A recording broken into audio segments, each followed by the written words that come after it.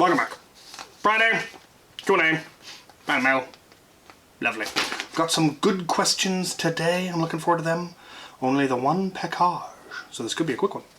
I am looking forward to the war this month. I've got some stuff that I want to test. Apparently, other people are going to be also bringing stuff to test, so if I can remember to get some decent footage, or if I can ever wrangle the footage out of the people who did get footage, you should be able to see some interesting new stuff being tested in the field, and that should be a lot of fun. I am also registered for BrickCon this year in Seattle. Sergeant Deplorable and I are planning to go as presenters. We are both building Napoleonic war fleets. He's building a blue one, I'm building a red one. It should be pretty epic, and I've always wanted to do that kind of stuff in LEGO, so that should be fun. Speaking of LEGO, you may have noticed I've been putting out a lot of content on my LEGO channel, particularly builds of my big ship of the line.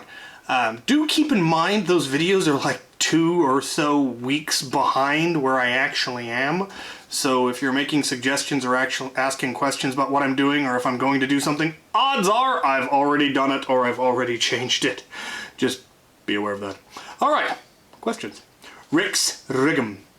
Would you or would you not eat gummies with a root beer float? Probably not. I don't think they would pair well. But I don't know that I've ever tried. Sam Berg.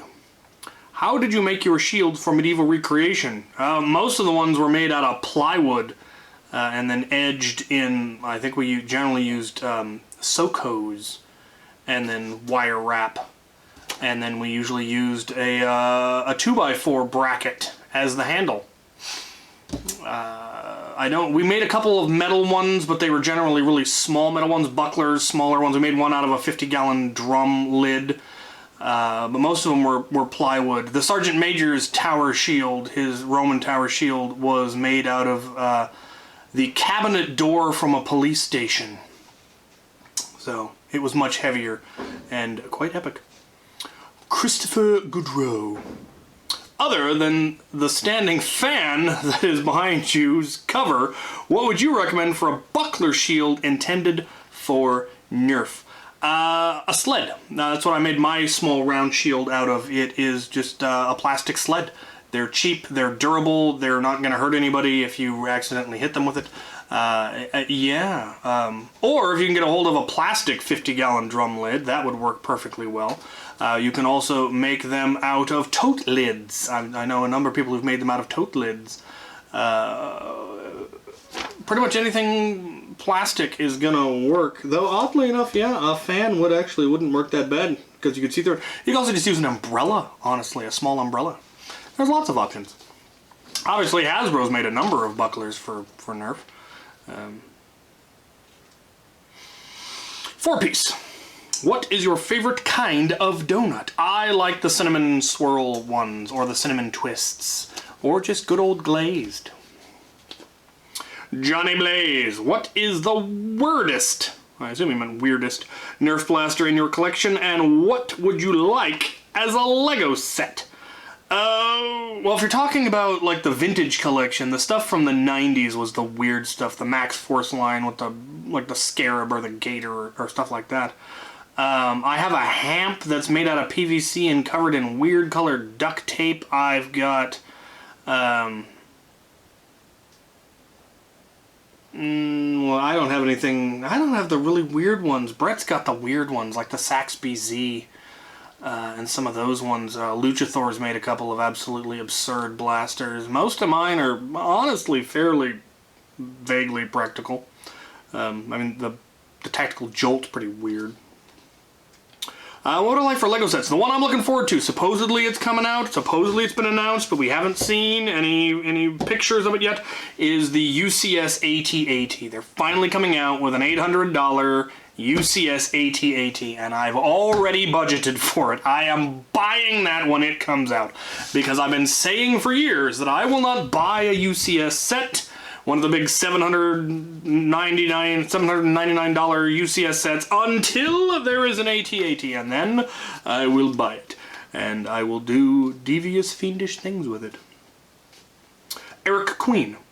Has the wildfires affected you? No, not yet. Usually I get plenty of smoke in this area when the fires hit. We haven't yet. And the area that I'm in is, thankfully, not prone to fires that I'm aware of, but then it's fairly, I guess you'd say cultivated? But you never know, so... Benjamin Farquhar. Do you like ginger beer? I don't know that I've ever had ginger. I think I might have tried it. I like ginger ale. I don't know that I've ever tried ginger beer. I've had birch beer. I don't know. Send me someone, we'll find out. Michael Nimrod. Would it be possible to see if blasters already featured on Canatech K26 can be updated for other types of springs? Any spring-powered blaster can be upgraded if you have the right spring. No, I'm not going to go through the many hundreds of blasters that I've featured to retest them all for different springs. The point of the K26 episodes wasn't necessarily to prove if it can specifically take a K26. It's also, I mean, that's part of it, obviously, but there is also the inference of how strong are the internals, how likely is it to be able to take an upgrade spring, because nowadays I actually will say, we'll try it for K26, and if not, what can it take? And I'll try it with things like K25 or the lighter springs, since I now have a bunch of them. And often I would try to upgrade them with a spring from the bin, though that's not useful to you because you have no idea what it is. But generally, or just as a general rule, of course they can be upgraded. You just need the exact same size spring as the stock one, but a slightly heavier spring. And that can be done through, if you get it custom made or something. So, yeah, most spring-powered blasters, if not all, can. Aha! A hit! A direct hit! Griffin Hall. Would you ever consider bringing on something like a shop gremlin that would help you work on projects or editing to allot you more time for either or the other? No, probably not. There has been some talk of expanding various things through the help of other people that may then result in some things being outsourced, particularly editing of really complicated videos.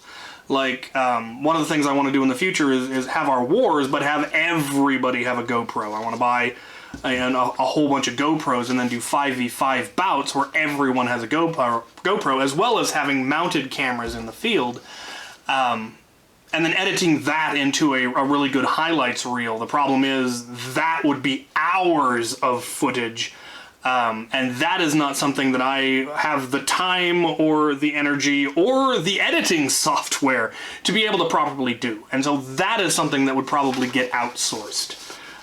But as far as building and stuff, no, because I do this hobby because I like doing the building. So that's not something I'm ever going to outsource. And most of my videos are ridiculously easy to edit. I do the way that I do my videos, especially like the top-down stuff, it's really, really easy to edit. And it's why I'm able to crank out so many videos. The reason I can do I think I have 8 videos out this week. And the reason I can do that is because my video style and my editing style is so simple. And yes, I would like to improve that, and if I improve it past a certain point, I might then need a professional editor. But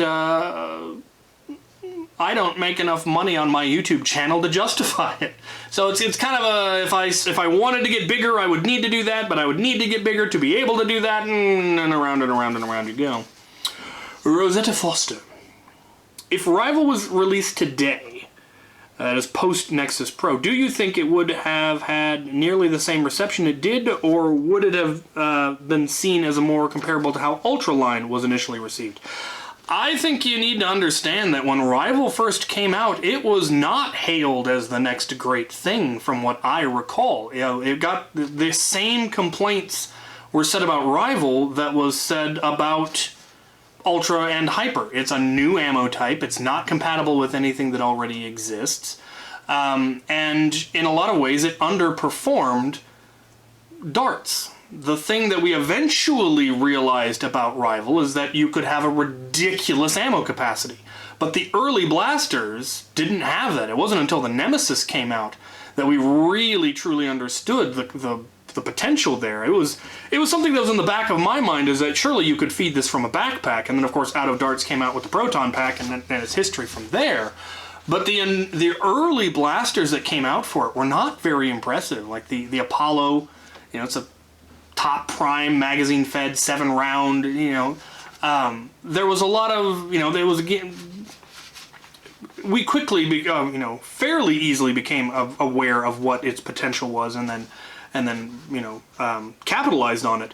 The problem with things like Ultra and Hyper is that they don't offer anything new.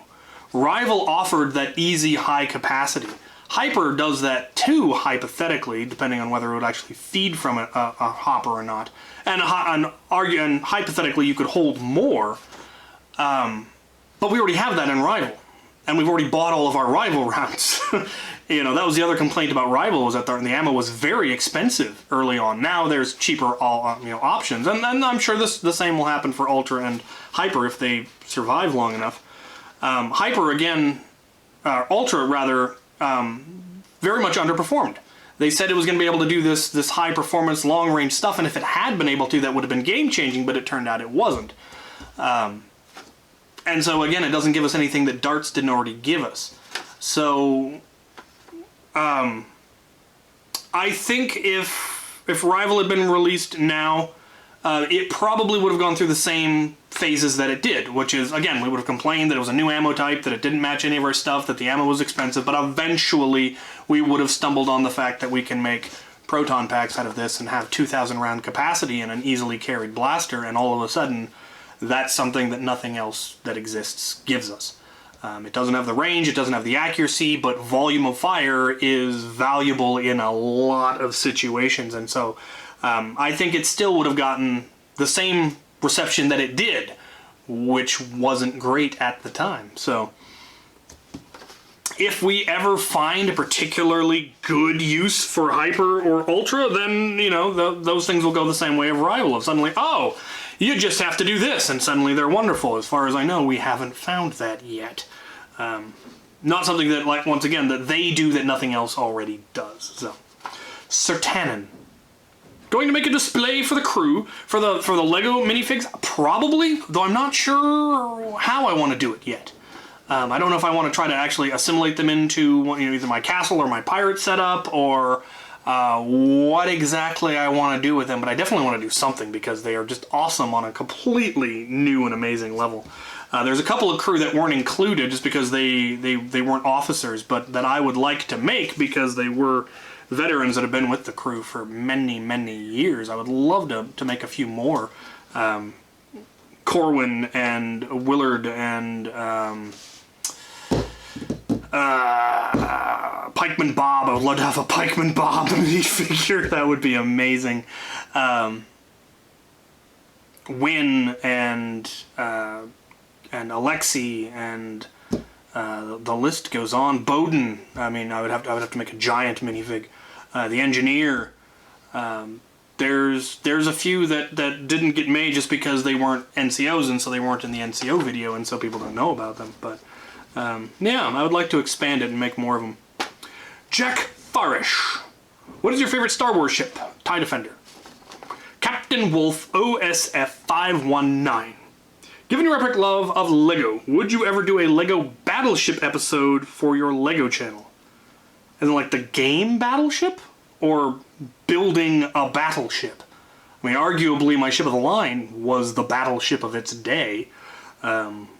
Is there a LEGO Battleship game?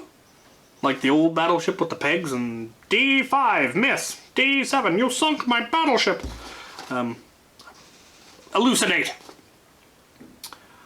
Magicy909. Any plans for making more merch shirts? As a matter of fact, yes. There actually is an initiative to get more merch. And the first thing that jumped to our mind was catchphrases, because apparently there's a bunch of catchphrases that I use that have been leaking into people's vocabularies. Things like, how very dare you, and I am not impressed, and behave your stuff, murder. Things like that we're looking into making shirts that have those taglines, and then probably the X-Strike logo on the sleeve still. But definitely let me know, what kind of merch would you guys buy if it was available? Do you want stickers? Do you want patches? Do you want hats? Do you want t-shirts? What do you want? What would you throw money at? Because there are a lot of things that I would like to do. Big ambitious plans, things that I would love to do, similar to, you know, like the makerspace was the first big one. And there's additional big things like that I would like to do that require capital. And they're not things, I mean, they're once again, they're things that will probably eventually happen, but I have to do them in small increments and slowly build up to it. That was the plan for the makerspace, and then it turns out there were programs in Washington for getting your first house that made this place much more easily accessible than originally thought. But yeah, merch. Merch is a great way to raise capital because I get money and you guys get cool stuff. So we both win as opposed to, give me money, you know. Incidentally, I do still have a Patreon page. AE//digitized. Are you still taking commissions by any chance? Unfortunately, no. That would actually be a great way to make capital because Nerf commissions are surprisingly expensive, just in time and parts and all of that. But I don't have time. I loved doing commissions, but the last couple that I took me so long to finish, and I think there might even be a few I still haven't finished, that I couldn't justify taking them on anymore and then never getting them done. Running 2 YouTube channels and my real job finally becoming actually busy has left me with just no time to take commissions, unfortunately, and that's tragic because, yeah, that would be a good way to raise money. Blue Dim in Ed. I'm not sure how they want that actually pronounced. Did anyone yell at him about the SCP Foundation thing? Now, I will have you know that the Summer Career Placement Foundation is something that I hold dear, and I will not apologize for my stance on it. Just over the top. Right, I have a single package. Let's do this thing. We have here a dubious package. It's from the Amazon Fulfillment Service. It is a gift, yes, Play-Doh. There's an envelope being sent separate that will make everything clear. Insert Cheshire Cat grin here from Walter. As far as I know, up to this point, no such envelope has been forthcoming. So hopefully it just hasn't arrived, because otherwise it's entirely possible that it's gotten lost. And sure enough, packages of Play-Doh in all the colors, in all the letters, every single color different. It is. It's every possible color of Play-Doh. That is, well, that's fantastic. Yeah, I look forward to hopefully eventually getting an explanation, because I currently don't have one. How did they get these in here? I'm working it out. Square peg, round hole, square peg, round hole. Play-Doh. That's what I've got. Right, I don't think I had any other videos. If I did, I already filmed them and I will add them now. If not, there weren't any. And thank you for watching.